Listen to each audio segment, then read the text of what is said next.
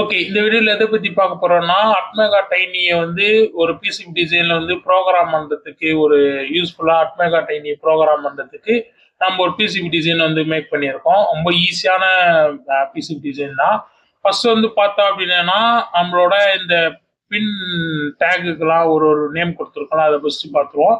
MOSI வந்து இது வந்து புரோகிராம் இன்புட்டு, அப்புறம் MOV இது வந்து புரோகிராம் அவுட்புட்டு, SCK இது வந்து பார்த்தோம் அப்படின்னா கிளாக்கு, இது வந்து ரீசெட்டு. அவ்வளோதான், சிம்பிள் தான்.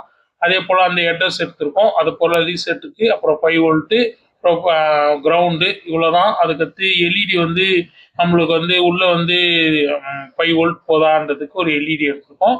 இதே போல் வந்து நம்மளோட ஐசிக்கு வந்து decoupling capacitor 100 nano farad capacitor இருக்கும். அவ்வளோதான். இப்போ லேஅவுட் வந்து பார்த்தோன்னா ரொம்ப சிம்பிளாக தான் இருக்கும். ரொம்ப உங்களுக்கு பார்த்தாலே புரியும். இவ்வளோதான் லேஅவுட்டில் வந்து பார்த்தோம் அப்படின்னா, எந்த ட்ராக்கும் வந்து நீங்கள் வந்து 90 டிகிரி பெண்டு மட்டும் இல்லாமல் பார்த்துக்கோங்க. மற்றபடி அரௌண்டில் சிம்பிள் லேஅவுட் தான். இவ்வளோதான் இந்த வீடியோ.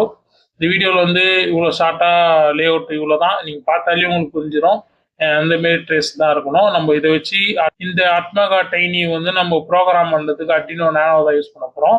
அதுக்கான சில்க் ஸ்க்ரீனில் வந்து அதுக்கான பின்கான கனெக்டருக்காக அப்படி கொடுத்துருக்கேன். மற்றபடி வேற ஒன்றும் இல்லை.